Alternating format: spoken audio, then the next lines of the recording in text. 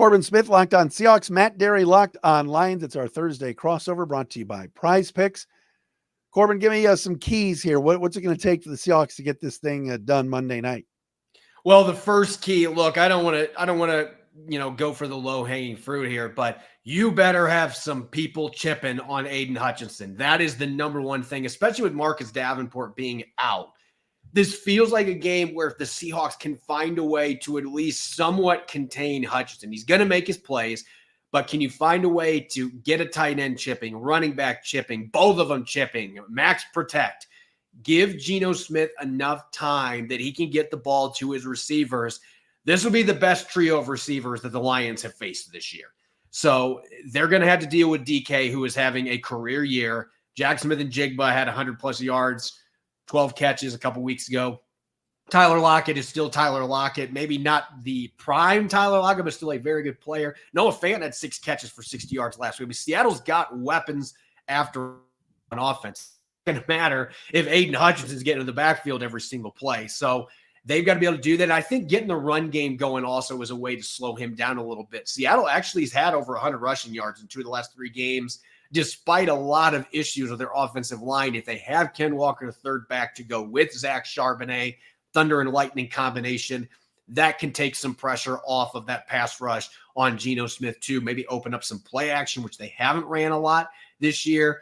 And then on the defensive side of the football, to me, it all boils down to turnovers. And I know that may seem elementary, but what has been one of the big difference makers the last 2 times these teams have met? 2 years ago, Reek Woolen, pick 6 on Jared Goff. Last year, Trey Brown, pick 6.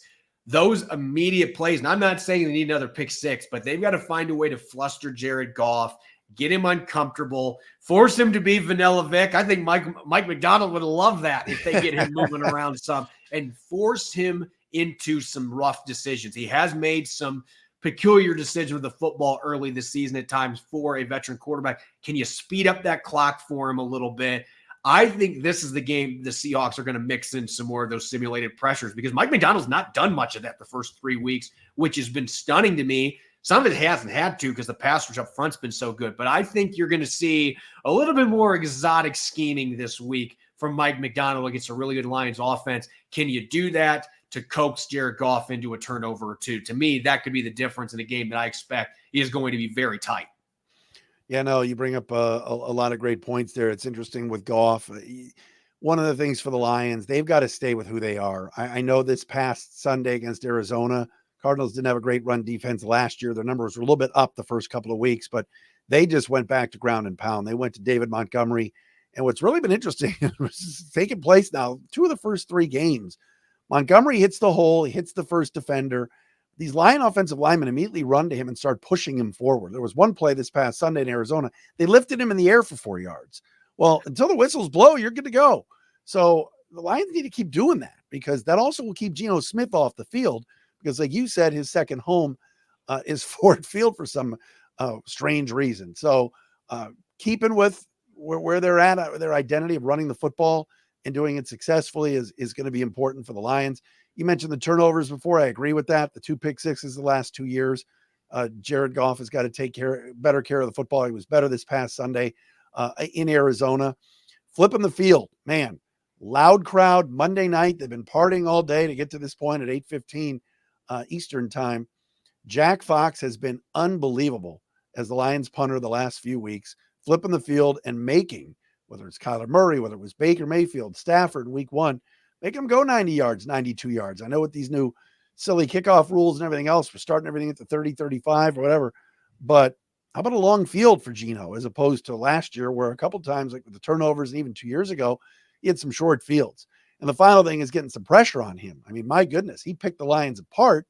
You mentioned the Seahawks weapons. DK's been there now a while. Same with Tyler Lockett. Get some pressure on him. He cannot get comfortable there early. And it's got to be somebody, Hutchinson, they'll chip and they'll double team, but a DJ Reader on the interior, Liam McNeil, if he's healthy, could spell some doom for Smith and force him to just get uncomfortable, because the last 2 years, he has just been way too comfortable in there. Now, let's get to the predictions, shall we? And you, I'm assuming, do the same way I do. I don't give score predictions on Thursday, but I look at the spread, thanks to our friends over at FanDuel. And the Lions being at home, they get some home cooking from the odds makers. The Seahawks have the better record coming in. But again, there's a lot of people, and I get it to an extent. Who have you beaten to this point? Yeah. This is that litmus test for the Seahawks, but the Lions are still favored at home on Monday Night Football. Do you expect to see them cover in this game or not? You said the number, as you and I are talking right now, is what? I believe it's 4.5. It's going to be close. I think the Lion fans, Corbin, are ready for, I'm not saying a blowout, but they're ready to see the Lions of old. I mean, even last Sunday against Arizona, they should have won that game going away, and they didn't. They won by 7. They were the better team. The Rams win, needed overtime. The Tampa game came down to the end. I think they're hoping that, hey, look, Seattle's 3-0 and playing well and well coached and well drilled. But it's time for the Lions to do what people thought they were going to do at the start of the year, and that is play championship caliber and NFC championship and Super Bowl caliber offense and really flex and get St. Brown going, get J-Mo going, Laporta, and put up a lot of points, but not have to win 48-45 or whatever. So, yeah, I like the Lions in this game. To cover the 4.5 is going to be tough because I do think for some reason Geno has a good feel there. And if Ragnow doesn't play, that does change things. Well, that'll likely come down to game time. But sure, I'll say the Lions will cover and win. I mean, Seattle, you guys have faced Jacoby Brissett, Bo Nix, heck, Ross Jackson should have quarterbacked the Miami Dolphins. That's an inside bit. So our friend, the host of Locked On Saints, that runs our network, it's not that you're going to see a real quarterback this week. But you've had his number. So what do you think? I think 4.5 the Seahawks are going to cover. Now, I'm not saying they're going to win the game. I think that this is going to be one of those classic ones that goes down to the wire. And I'm going to go as far as saying whoever has the ball last is going to win this game. I don't think it's going to be the track meet we've seen the last 2 years. Mike McDonald will have an aneurysm if that happens. Like, Mike McDonald is not going to allow his defense to give up 40-plus points. Like, I'm not expecting that kind of a game. But I think late, whoever's got the ball last, I expect it's going to be tied or it's going to be within 3 points. And whoever has the ball last is going to have a chance to go down and win the football game. So I think as far as 4.5 points being an underdog, I think the Seahawks are going to cover that. The question for tomorrow on Locked On Seahawks is, are they covering it in losing fashion or are they covering it pulling off the road upset? And that's what always makes the Friday episodes the most fun here on the Locked On Podcast Network.